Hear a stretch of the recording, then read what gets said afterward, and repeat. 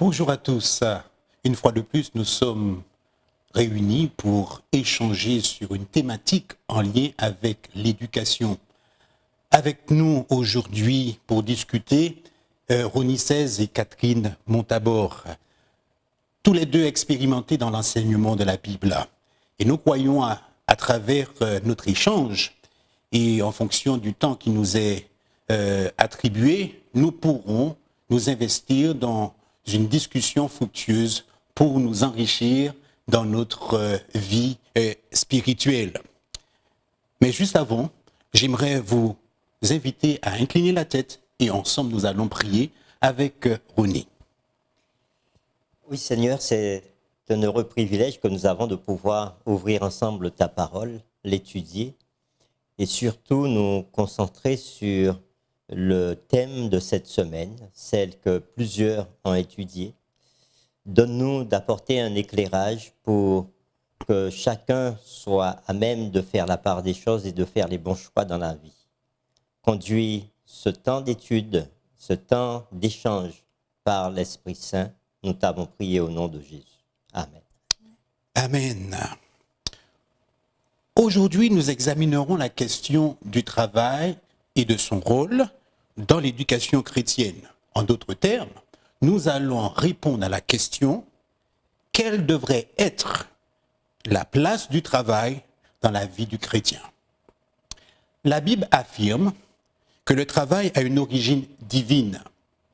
Et nous avons la confirmation lorsque nous lisons Genèse chapitre 2, le verset 15. Les termes sont précis. Et je lis « L'Éternel Dieu prit l'homme et le plaça dans le jardin d'Éden pour le cultiver et pour le garder. » Quel était le projet sous-jacent de Dieu pour l'homme en le plaçant dans le jardin? Doit-on le considérer comme une bénédiction ou une malédiction? À vous la parole, pasteur Seize. Bien, lorsque nous considérons le fait que nous étions avant le péché, il ne pouvait pas y avoir de malédiction à ce moment-là. Ouais. Puisque nous sommes dans Genèse 2, le péché apparaît dans Genèse chapitre 3. Donc la question de malédiction, on peut l'exclure totalement et voir dans le travail, à ce moment-là, dans l'activité que Dieu donnait à l'homme, une activité saine, une activité qui allait permettre à l'homme de se réaliser, de se perfectionner, de se rapprocher de lui. Puisque lorsqu'on considère le texte de la Genèse, l'homme est créé à l'image même de son Créateur, à l'image de Dieu. Exact. Donc Dieu, en permettant à l'homme de travailler, était en train de dire à l'homme, je te donne la possibilité d'avoir la même activité que moi. Donc le jardin, c'était seulement être dans la terre, les mains dans la terre, planter, tailler les arbres. Alors, je ne sais pas si on taillait les arbres, parce qu'on était avant le péché, on ne coupait pas, il n'y avait pas encore de branches à couper, il n'y avait pas encore d'épines à éliminer. Oui. Mais je pense que cette activité dépassait simplement le fait de planter et d'être dans la terre. Il y avait autre chose derrière, peut-être que nous allons pouvoir découvrir. Oh, certainement, mais je note que Dieu avait un plan ambitieux pour l'homme. Tout à fait. Créé à son image, il avait un plan ambitieux pour l'homme en le plaçant dans le jardin. Il y a deux termes utilisés ici, c'est cultiver et garder. Et garder. Ouais, et garder. Catherine, que penses-tu du rôle ou de la décision de Dieu de placer l'homme dans le jardin? Quel était vraiment le projet de Dieu pour l'homme? Alors, c'est vrai que le travail donne des fois l'impression d'être fatigant et désagréable à certains moments. Mais c'est vrai que je rejoins, quand Dieu a créé l'homme et qu'il a mis en place le travail, il n'y avait pas de péché. Donc, qu'est-ce que Dieu pouvait bien nous apporter? Adam et Ève, créatures, comment ont-ils l'opportunité d'apprendre à se connaître individuellement, ensemble? Comment ont-ils l'opportunité de se nourrir? Comment ont-ils l'opportunité de ne pas rester sans rien faire du matin jusqu'au soir? c'est par le travail. Le travail permet d'avoir une activité dans laquelle on s'investit, dans laquelle on va se rendre compte, eh bien, je suis plus à l'aise dans tel domaine que dans tel domaine. Eh bien, j'ai telle capacité, j'ai tel talent, j'ai tel don. Et au travers du travail, Dieu est en train de dire à l'être humain, je te donne l'opportunité non seulement, toi, d'apprendre à te connaître, donc en fait, comment je t'ai créé avec tous les dons, les talents, les capacités que je t'ai données, de quoi pouvoir vivre heureux, te développer, grandir, te construire. Et c'est une opportunité que Dieu donne à chaque être humain. Et socialement, comme justement nous ne sommes pas tous pareils et que nous avons tous des facilités différentes, des facultés différentes, ensemble nous mettons tous en commun et nous pouvons avancer. Le fait de travailler aussi, mine de rien, eh bien, j'ai telle capacité, telle aptitude. Ça me permet de me sentir bien parce que Dieu a créé l'être humain comme ça. Et c'est ce qu'il faut comprendre et accepter. Dieu m'a créé en me disant que la capacité que j'arrive à comprendre que j'ai et à voir que j'ai, ça me permet de me sentir bien avec moi-même, de me sentir utile à la société, aux personnes qui m'entourent, à ma famille. Et ça me permet aussi de prendre mes responsabilités. Oui. Je ne vais pas m'asseoir là, puis le vent va passer, puis le vent va nourrir ma femme, mes enfants. Exact. Absolument pas. J'ai des responsabilités. Et en gardant le jardin, j'ai une responsabilité. Parce que oui, tout est nouveau sur cette terre. Donc, on est d'accord, il n'y a pas de mal parce qu'il n'y a pas de péché. Mais tout est nouveau. Donc, il faut quand même regarder où les choses sont, comment elles sont. Mais là, c'est le maïs, là, c'est telle plante, et ainsi de suite. Garder, entretenir. Bien sûr, on ne connaît pas les conditions exactes de l'époque, mais n'empêche qu'il y avait des choses à faire. Et ça permet de prendre conscience qu'on a une responsabilité. Qu'on a une responsabilité, que ce soit au niveau de notre travail, mais au niveau aussi des personnes qui nous entourent. Oui. Parce qu'il fallait quand même aller chercher le maïs et autres pour nourrir sa famille. Exact. On n'allait pas laisser le champ là et puis dire au maïs, viens à nous. Non, voilà. C'est un bon doux rêve, mais non, c'est pas ça. Donc, il y a cette responsabilité aussi de dire, mais quand les enfants sont arrivés, il faut bien que nous, les adultes, on aille, on prenne ce qu'il y a à prendre, on prépare ce qu'il y a à préparer pour le donner aux enfants. Alors, c'est aussi ça. D'où vient cette idée que le travail a un petit côté, un petit aspect malédiction? Henri Salvador a chanté en 1965, le travail c'est la santé, rien faire c'est la conserver. Êtes-vous d'accord avec sa notion, son concept du travail? Alors, je dirais tout dépend de son point de vue et de là où on se place. Ok. J'aime bien employer ce mot point de vue. Ok. Parce que le point de vue, c'est de là où on se place. Exact. Alors, pour certaines personnes... C'est un regard personnel qui se limite qu'à nous. Qu'à nous, Oui, c'est exact. ça, c'est ça. Alors, pour certaines personnes, le travail peut sembler être une malédiction. Okay. Quand je me lève peut-être à 4 heures, 3 heures du matin pour partir, aller travailler, alors imaginons que je travaille pour un patron et que je sois obligé de partir à 4 heures du matin, aller travailler, je laisse ma famille, je n'ai pas le temps de déjeuner avec ma famille, je n'ai pas le temps de prier, puisque je dois partir rapidement. Je vois à peine mes enfants, je rentre tard le soir. Le travail paraît être une malédiction. Et la paye ne suit pas. C'est surtout ça. Ça, c'est l'élément qui a du poids aussi. Ah oui, ça.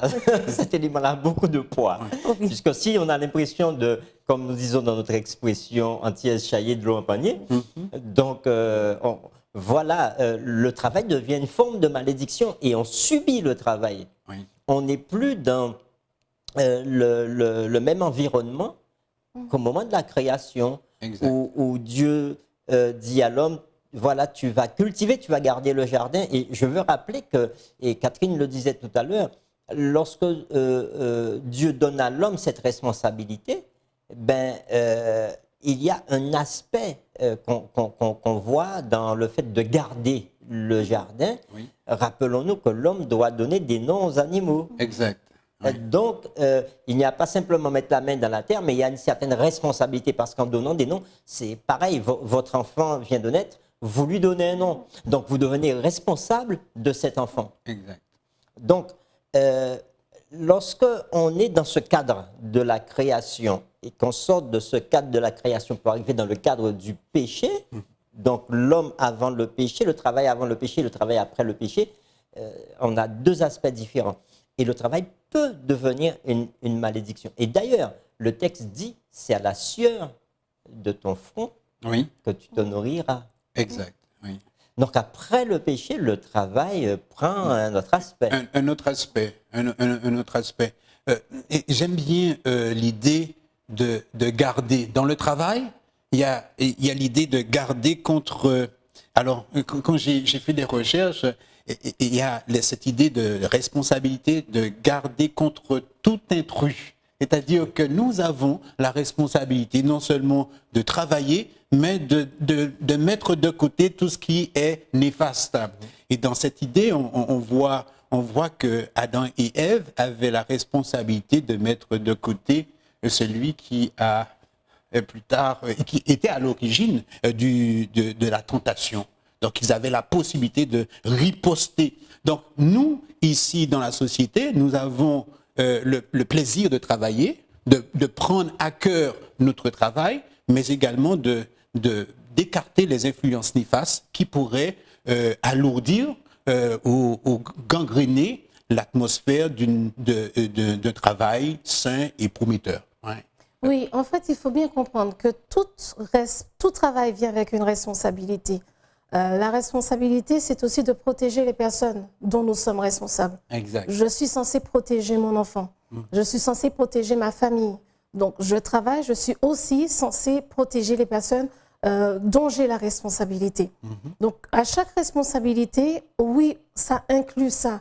Qu'est-ce que je fais, moi, pour ma part, pour protéger les personnes? Je n'ai pas dit de ne pas leur donner de travail à faire, mais les protéger dans leur contexte de travail, pour que le travail ne ressemble pas à une malédiction, mais ressemble à une joie dans laquelle on s'investit, c'est sûr, dans laquelle on va s'investir, déployer des efforts, travailler, produire, construire, développer, mais sans l'aspect, en effet, de contraintes qui ont tellement l'impression de devenir des malédictions. Exact. Et ça, c'est quelque chose, des fois, qui passe, j'ai envie de dire, que l'on oublie, dont on ne prête pas attention. Et c'est une des choses qui, malheureusement, donne l'impression après que le travail est une malédiction. Et l'égoïsme de l'homme également. Oui, puisque, en fait, tout ce qui va nous... Comment dire? Le travail doit emmener de la joie. Mais tout ce qui va faire de l'extérieur empirer une situation, ça ne peut pas apporter de la joie. Exact. Et quand on regarde bien, les personnes qui aiment leur travail, qui aiment leur emploi, elles n'ont rien contre le fait de s'investir dedans. Mais ce sont les choses autour qui finissent par être de la maltraitance au niveau du travail. Contexte. Voilà. Ouais. Le contexte, comment les choses se passent entre les collègues, les employés, employeurs, responsables et personnes qui sont en dessous des responsables et ainsi de suite. Est-ce que l'on me permet d'avoir un cadre de travail où je sais que je peux m'investir à fond et être protégé, être en paix, ou je suis dans un cadre de travail où j'ai même pas envie d'y aller, pas pour le travail que je fais, mais le contexte dans lequel je travaille est un poison en lui-même.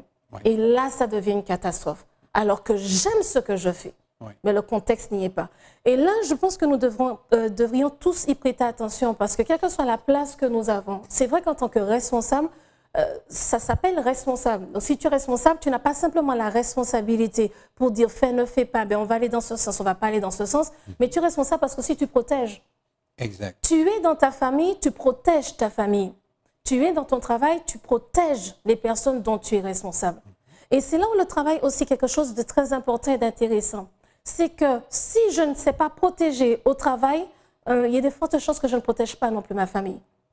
Donc ça veut dire que l'aspect personnel, privé, il faudrait peut-être que je me remette en question, que je me dise, ah mince, mais est-ce que ma famille, ma chair, mon sang, les gens avec qui j'ai choisi d'être, puisque la famille c'est un choix, le travail pas vraiment, mais la famille c'est un choix pour les personnes qui nous entourent, est-ce que je les protège?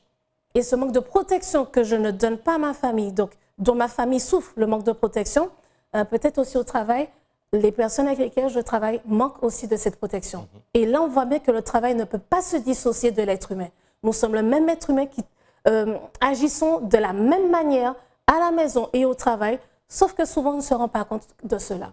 Exact. Est-ce Oui. que je profiterai de ce moment pour lancer un appel à tous les patrons Oui. qui nous regardent Mais oui. et dire aux patrons, protégez vos ouvriers, protégez les personnes qui travaillent avec vous, qui travaillent pour vous, qui travaillent pour votre entreprise, puisque l'entreprise n'appartient pas qu'au patron, mais il appartient aux ouvriers aussi. À l'ensemble des ouvriers. À l'ensemble des ouvriers, parce que c'est leur gagne-pain.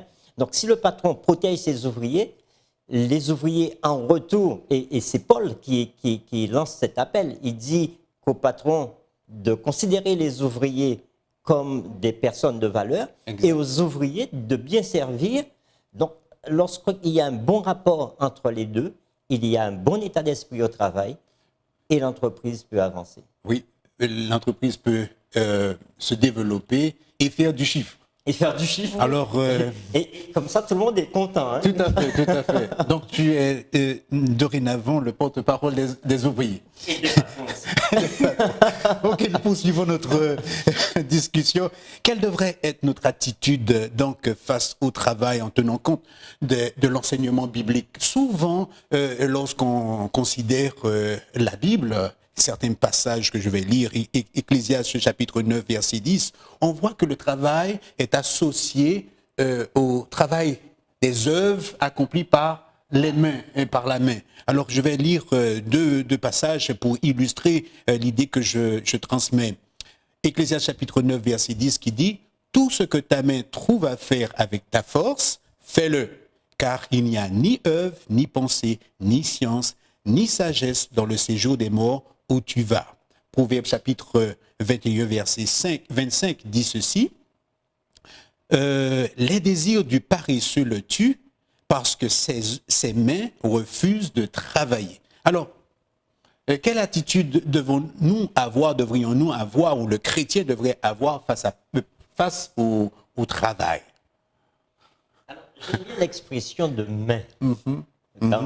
Lorsqu'on parle de travail, ici, la Bible parle souvent des mains.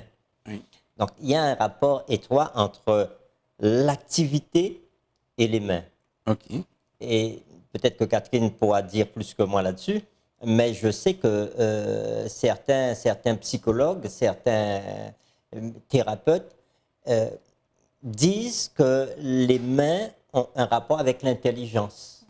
Donc, notamment, je crois que une pédagogue, Maria Montessori, Oui. a fait souvent la relation entre l'apprentissage et l'apprentissage de tout ce qui était manuel, Oui. et le développement Du cerveau. Exact. Donc, je crois que Dieu, dès le départ, a voulu mettre en relation le développement de l'homme avec ses mains.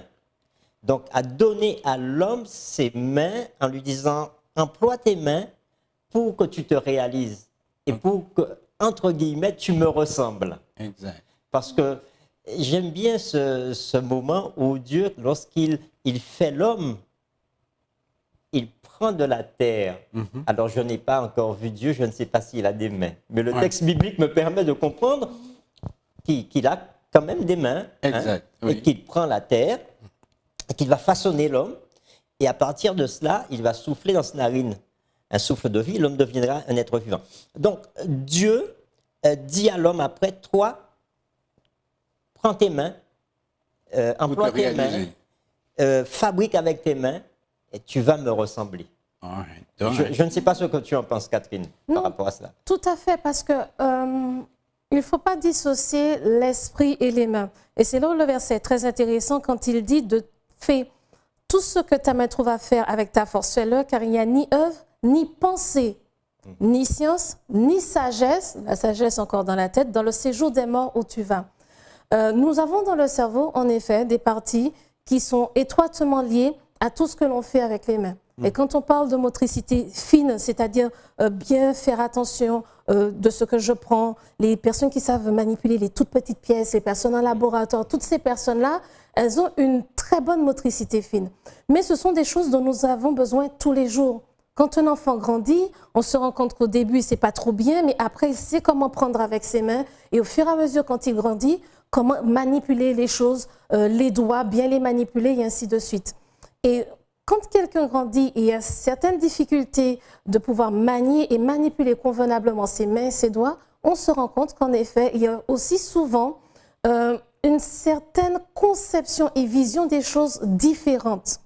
Parce que le lien que l'on fait entre la pensée et l'exécution des mains, ce sont des liens qui, en fait, agissent pas seulement quand on est au travail, mais absolument dans toutes les activités de notre vie. Donc, ça signifie qu'il y a vraiment une relation entre la pensée et ensuite l'action des mains. Et je me rappelle, je n'arrive pas à me rappeler de son nom, mais il y a un jeune homme, un homme, qui avait eu un accident de voiture, qui s'est retrouvé sur un lit totalement paralysé. Et puis, il a écrit un livre où il rêvait de ce qu'il aurait pu faire, ce qu'il ferait. Et puis, il a dû écrire son livre, mais avec ses yeux, avec un ordinateur. C'est qu'au bout d'un moment, ce que l'on a dans la tête doit sortir. Et ça doit aussi sortir avec les mains. Que ce soit sous forme de sculpture, de puzzle, d'activité manuelle, ou sur un ordinateur, ou avec un crayon et un dessin, ou sous forme d'écriture, oui, ça doit sortir. Donc, il y a une véritable relation entre le cerveau, la pensée et l'action avec les mains. De manière différente, parce que nous sommes différents, mais on se rend compte que beaucoup de personnes aussi qui parlent, qui travaillent avec l'esprit, qui réfléchissent, ont une prédilection pour une activité manuelle quelconque. Que ce soit jardinage ou autre, il y a une chose que ma mère nous a appris à faire depuis petite et que j'ai toujours aimé, c'est le crochet. Et j'ai fait énormément de choses en crochet. J'ai arrêté depuis quelques années, mais c'est vrai que c'est quelque chose que j'aimais. Les puzzles, les constructions, j'ai beaucoup aimé. Aujourd'hui, je me retrouve plus dans un travail où je réfléchis, je parle plus que je ne fais, mais j'ai toujours, jusqu'à aujourd'hui, aimé énormément. Donc, il y a vraiment une relation entre les deux. Et là, moi, cette fois-ci, je lancerai un appel particulièrement aux parents, puisque quand on nous demande quelle devrait être notre attitude face au travail, le travail est censé être une joie, mais il y a plusieurs conditions pour cela. Je ne vais pas entrer dans tout, mais en tout cas, je vais entrer dans 2-3 aspects pratiques pour tout le monde.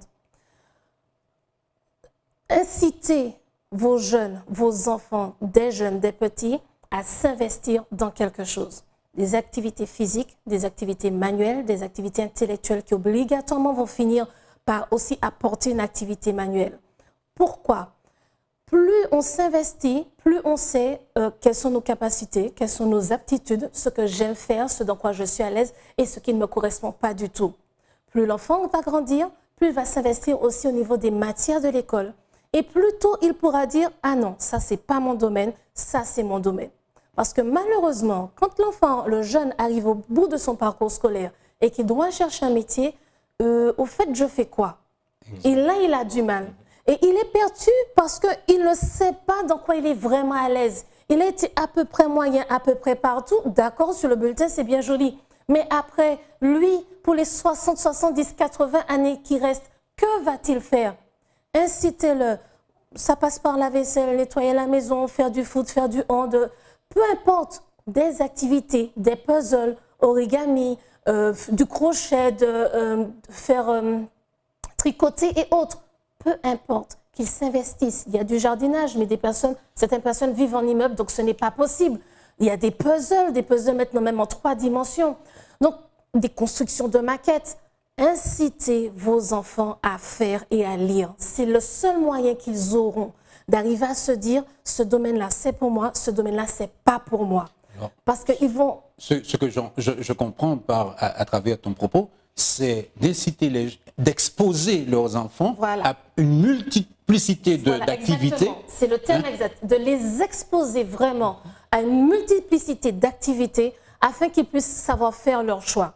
Parce que sinon... Et développer leur intelligence. Leur capacité, leur connaissance, leur intelligence. Je suis capable de faire ça. Là, c'est pas trop mon fort. Je vais devoir travailler plus pour réussir à le faire. Prendre des responsabilités. Parce qu'on s'engage dans une activité, mais on doit la finir. Exact. Savoir terminer un travail. À quel moment va-t-il l'apprendre? Donc, tu t'engages dans quelque chose, même si c'est 3 mois, tu vas au bout des 3 mois. Voilà. Donc, tu commences, tu finis. Et dans ce temps, tu t'investis et tu apprends, est-ce que c'est pour moi, c'est pas pour moi, qu'est-ce que je sais faire, pas faire. Développer l'esprit critique. Pendant ce temps, il le fait. Il apprend à prendre des responsabilités. J'ai une date limite et je la respecte. Et ça, c'est capital parce que dans tout emploi, on a une date limite. Je ne vais pas être en tant qu'agriculteur, me dire, oui, écoute, hein, oui, je pourrais récolter dans 6 mois. Ah ouais, dans 6 mois, tout est pourri. Ouais. Non, il y a une date limite. Ouais, exact. Voilà. Parce que même moi, je ne pourrais pas manger, ça sera pourri. Et puis, en tant qu'adulte, c'est vrai que c'est plus délicat quand on est déjà dans un métier et on se rend compte qu'on a été poussé là parce que finalement, on ne savait pas trop quoi faire. On ne peut pas, avec les factures, les responsabilités des enfants, du jour au lendemain, changer. Et ça, je le comprends. Et je pense qu'une des solutions peut être, enfin, un des éléments, parce que ça ne peut pas être une vraie solution quand on souffre, c'est déjà regarder ce que le contexte du travail nous convient vraiment. Et si on sent que ce n'est pas ça et qu'on veut vraiment changer d'emploi, de rentrer dans un vrai processus. Parce que l'être humain est fait, et quand il arrive au bout de ce qui le fatigue mentalement, deux possibilités. Il craque et voilà, donc tout le monde dans la famille paie les conséquences, y compris la personne elle-même, ou bien du jour au lendemain, il abandonne, ce qui n'aide personne. Donc autant se rendre compte et puis rentrer dans un processus de reconversion. Entre-temps, on sait que par exemple, on reste tenant dans ce travail-là, donc on sait que les factures vont pouvoir être payées, mais en même temps, on est rentré dans un processus qui fait qu'à la fin de cette année, on ne va pas simplement s'arrêter, mais on pourra se réorienter. Donc nous-mêmes, on sera mieux et notre famille aussi pourra continuer à assumer nos responsabilités et se sentir bien. Et je me permets de vous dire, ça permettra à vos enfants de se rendre compte d'une chose. Faire l'état des lieux, je ne me sens pas bien là où je suis, je ne peux pas tout plaquer comme ça. Je rentre dans un processus pour pouvoir changer en assumant mes responsabilités et en continuant à avancer. Et quand le cerveau sait qu'après tant de mois, il sort de cette situation difficile, ça lui donne courage pour finir le temps qu'il a à finir et rentrer dans un nouveau processus. Quant aux jeunes, juste pour terminer, qui sont en études et qui sentent que ce n'est pas trop leur truc, prenez le temps de voir. Est-ce que vous êtes vraiment capable de terminer ce diplôme ou est-il nécessaire de faire une réorientation? Posez des questions, cherchez par rapport aux matières que vous avez déjà validées, si vous êtes dans un cycle universitaire, quelle autre chose que vous pouvez faire et que vous aimeriez faire pour pouvoir changer. S'il faut une réorientation totale, c'est possible, c'est déjà arrivé. Pendant l'année, cherchez. À la fin de l'année, vous postulez, lorsque les dates vont arriver, vous postulez pour un nouveau diplôme. Ça ne sert à rien de se laisser porter au gré du vent et de se rendre compte qu'après, on souffre terriblement. Et toutes les personnes qui sont autour de nous souffrent. Il vaut mieux prendre le temps de faire le point, de se rendre compte de là où on est et de faire la démarche pour changer. Si tout le monde s'y met, il y a des emplois qui vont se libérer, qui vont permettre à ceux qui les veulent vraiment d'y aller. Si tout le monde reste là où il est, bien sûr qu'on a déjà un souci avec les emplois, ça ne va pas aider.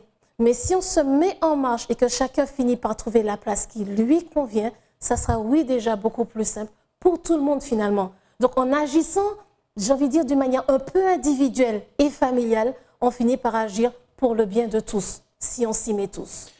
Merci beaucoup pour cette approche, Catherine. Alors on voit que c'est la pédagogue qui parle. Ah oui, je l'écoutais avec attention. Et je veux profiter pour commander tout de suite mon prochain apprend. Il n'y a pas de problème. Mais dans tout ce que tu as dit, je crois qu'il y a, tu as pu dégager une certaine pensée qui permettrait à nos auditeurs, à certaines personnes, de voir la vie différemment, ne pas se limiter à peu. C'est vrai que nous avons acquis, ils ont certainement acquis certaines choses, un certain confort dans une entreprise à travers le travail, mais je crois qu'on peut aller plus loin. Et il faut s'exposer, Maintenant, la prochaine question, nous allons poursuivre dans notre échange. Quelles sont les attentes de Dieu envers ceux qui doivent accomplir un travail? D'ailleurs, tu as touché déjà un petit peu, parce que un Dieu si parfait, il a certainement des attentes lorsqu'il nous voit réaliser un travail. Que penses-tu, Woni? Oui, lorsque Dieu va créer, je retourne encore à la création, c'est bon. Oui. Tout était très bon. Oui. Alors, un Dieu qui fait les choses bien, il attend de nous que nous fassions des choses bien. Oui. Viser l'excellence, ça c'est le plan de Dieu pour l'humanité, pour l'homme. Et je crois que Catherine le disait tout à l'heure, lorsque Dieu permet à l'homme de travailler avec ses mains, eh bien Dieu donne des dons à cette personne, à ces hommes. Et on le retrouve dans la construction du sanctuaire en Exact. Israël. Oui, oui. Lorsque Dieu va choisir un homme, 2 hommes, et avec eux, une équipe. Hein, Betsaël. Oui, c'est pas notre frère. Hein. J'ai du mal à prononcer toujours son nom. Donc, lisez la construction du sanctuaire dans le livre d'Exode. Vous pouvez le faire à la maison. Oui. Et vous verrez que Dieu va donner des dons particuliers. Alors, moi, je trouve que Dieu donne plusieurs dons à cet homme et c'est formidable. Exact. Il est sculpteur, il est ébéniste, il est parfumeur, Architecte d'intérieur, couturier, etc. Il est même bijoutier, Oui, exact. hein, parce qu'il fait de l'orfèvrerie, Oui. etc. Donc, Dieu va donner à cet homme des dons. Et lorsqu'on regarde tous ces dons, ben, il va les utiliser avec ses mains. On revient encore à la question des mains. Exact. Au bout d'un moment, les mains arrivent sur le tapis, j'ai envie de dire. Oui, quelle que soit toujours. l'activité. Quel que soit. Et lorsque nous voyons l'œuvre des mains, on voit déjà une tête qui dirige. Qui dirige. Ah oui, parce que bien souvent, on dit même si on a on est très pragmatique, on dit mais, bon, il est très manuel. Oui. Et alors que la main ne peut pas fonctionner toute seule. Sans la tête. Ah oui, Les sans le mains cerveau, c'est pas doivent possible. automatiquement s'associer à l'esprit. À l'esprit. Ce que tu as cité un passage qui fait allusion à la construction du sanctuaire. Et on voit dans ce passage plusieurs détails qui révèlent bien que... Énormément de détails. Et d'ailleurs, lorsque Dieu donne le plan à Moïse, il dit, regarde, et tu feras d'après ce que tu as vu. Oui. Donc Dieu a un projet Ambitieux, ambitieux, méticuleux. pour permettre à l'homme de se dépasser. Et je le vois comme ça. Hein. Dieu va permettre à l'homme de se dépasser. Et puis, les différents objets, ce sont des objets précieux. Des chefs-d'œuvre. Des chefs-d'œuvre. Donc, les métaux précieux, Dieu demande d'utiliser des métaux précieux, des pierres précieuses, Yes. des tissus précieux et ce qu'on a parlé de la boiserie aussi. Oui, Donc, Dieu va chercher le meilleur le meilleur. pour son peuple. Et c'est pour ça qu'il veut nous élever à nous dépasser et à être encore meilleurs. Exactement. Et ce qu'il y a de formidable, c'est de se rendre compte aussi, comme tu disais, hein, Dieu a quelque chose de précis. Dieu est en train de nous montrer, pour arriver là où tu veux, tu dois avoir un plan. J'avais mon plan, je l'ai montré à Moïse et j'ai dit à Moïse, comme tu as si bien dit, voici ce qu'il faut suivre, voilà comment faire pour arriver jusqu'à... Dans notre travail, quel que soit l'emploi, le travail, l'activité d'ailleurs que nous avons, il faut qu'il y ait un plan, que l'on sache de là où on part, quelles sont les étapes et où est-ce qu'on veut arriver. Et Dieu nous le montre.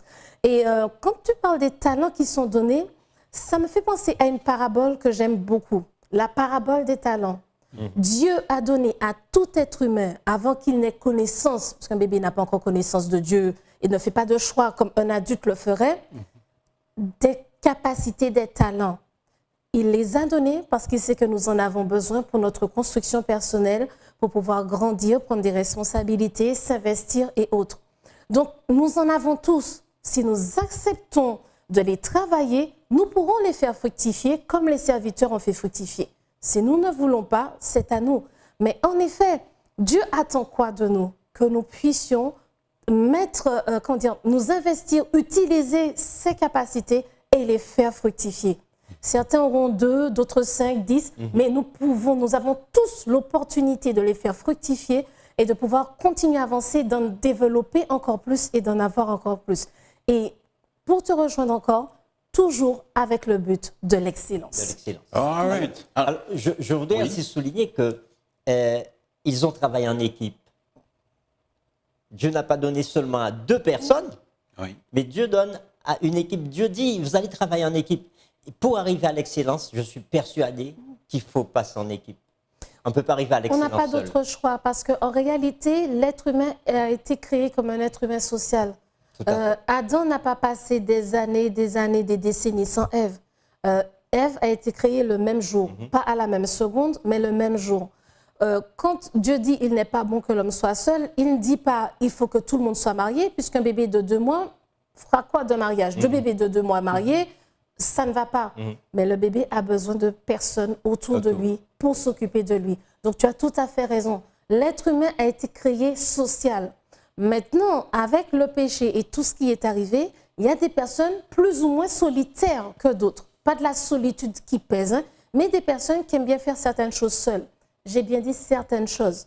Parce que oui, il y a des personnes qui ont besoin de certains espaces, de certains moments seuls, mais qui ne peuvent pas perpétuellement vivre seuls pour arriver en tout cas à l'excellence. Exact. Toute personne qui vit perpétuellement seule n'a absolument personne en face d'elle comme miroir. Miroir de qui je suis, de mes qualités, de mes défauts, Et de mes miroir de besoins. l'amour de Dieu, miroir de...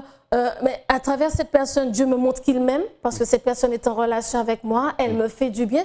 C'est aussi recevoir l'amour de Dieu. Donc si j'ai vraiment personne autour de moi, je ne peux pas non plus entièrement recevoir l'amour de Dieu. L'être humain est un être humain social aussi par cela.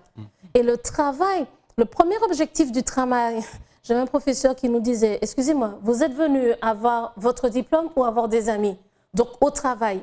Le premier, c'est un homme phénoménal, cet enseignant. Mais la réalité, c'est quoi? Quand on va dans une activité, certes, nous ne sommes pas là pour se faire des amis, mais nous avons du travail en groupe à faire. Et on avait du travail en groupe à faire. Le travail n'était pas fait, il n'y a pas de notes, il n'y a pas de diplôme. Donc, il y a le travail à faire. Et je pense que certaines personnes, malheureusement, font cette erreur-là.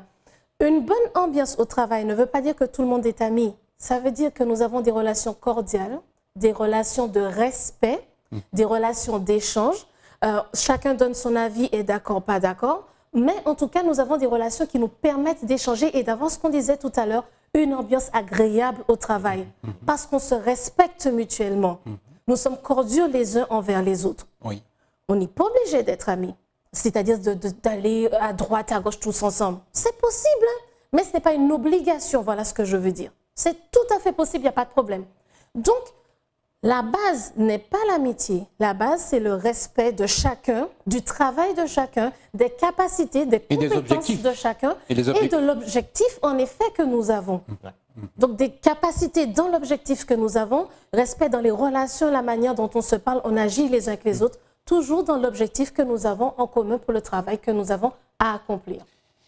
Wow. Et ça, Dieu attend ça de nous, quel que soit l'emploi que nous avons, l'activité que nous avons. Le refléter aussi par rapport au respect et à la manière de collaborer et d'être ensemble. Refléter Dieu à travers cela.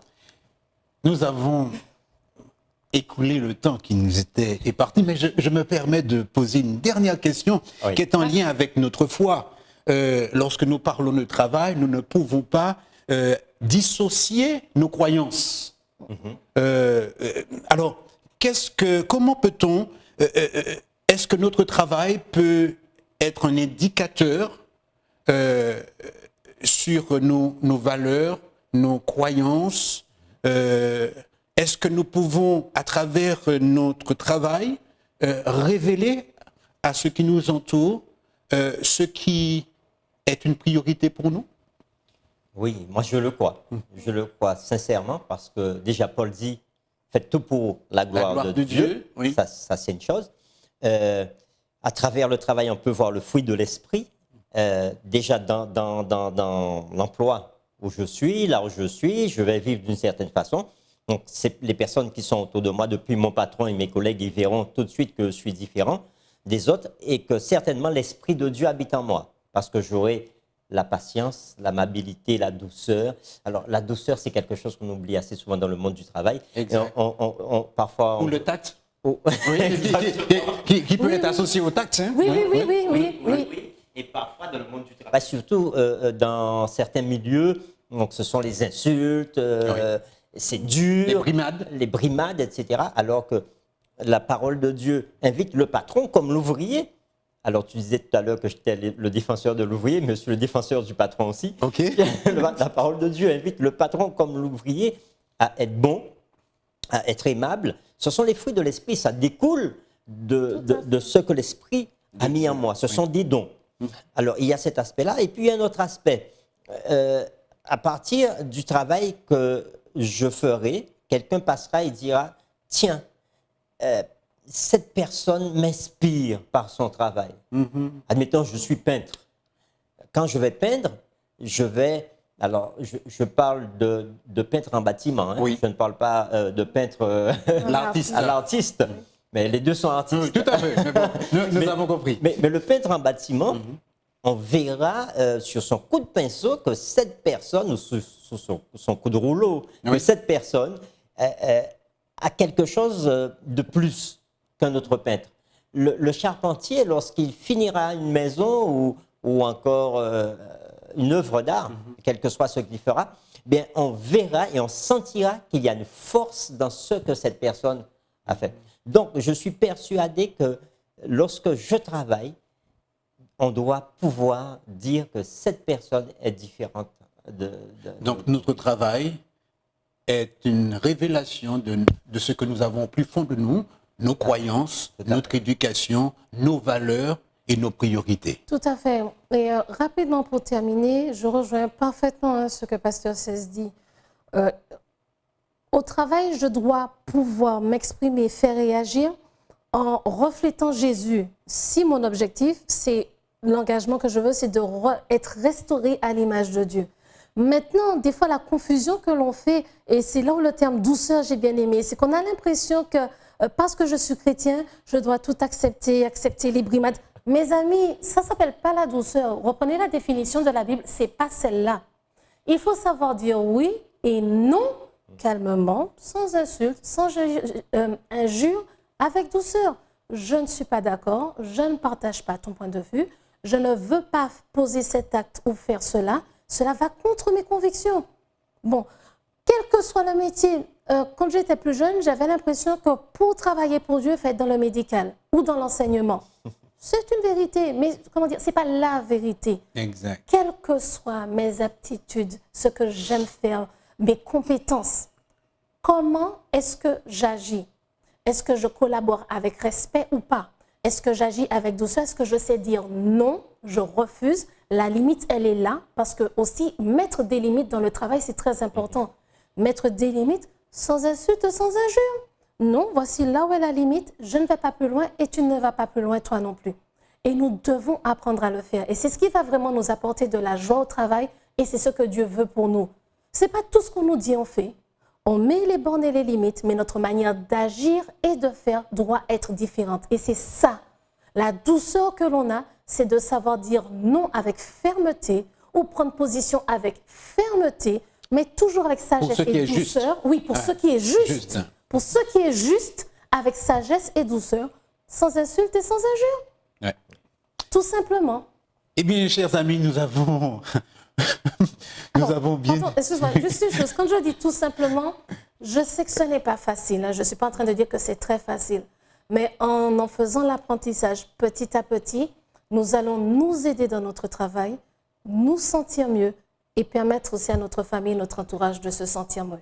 Et si ils nous permettent de nous rendre compte que peut-être dans cet emploi-là, finalement, je ne peux pas être le chrétien que Dieu veut pour moi, la personne que Dieu veut pour moi, pour ma famille et mon travail, et peut-être que l'entreprise dans laquelle je devrais aller, c'est une autre. Parce que aussi Dieu nous parle à travers ces événements-là. Eh bien, je remercie Catherine et Ronnie. Nous avons vraiment touché au sujet du travail par rapport à notre foi. Et je crois que vous avez bénéficié de plusieurs conseils afin que nous soyons toujours dans l'apprentissage, dans la découverte, et que nous puissions à tout moment, en toutes circonstances, donner gloire à Dieu. Ainsi s'achève notre rencontre et nous vous donnons rendez-vous à une fois prochaine. Mais en attendant ce moment, prions avec Catherine. Notre Père, notre Dieu, nous te remercions pour ce moment que tu nous as permis d'avoir à partager ensemble. Te demandons de permettre que toutes les personnes qui ont pu partager ce moment avec nous, que les informations, les choses que nous avons transmises de ta part puissent pouvoir les aider, les encourager, les soutenir. Permettre que chacun d'entre nous puissions avancer dans ce cheminement afin d'être restaurés et te ressembler. Que ta paix, ta grâce et ta force soient avec nous. Donne-nous la sagesse et l'œil de discernement dont nous avons besoin. Au nom de Jésus, ton Fils, et pour ta gloire. Amen. Amen. Amen.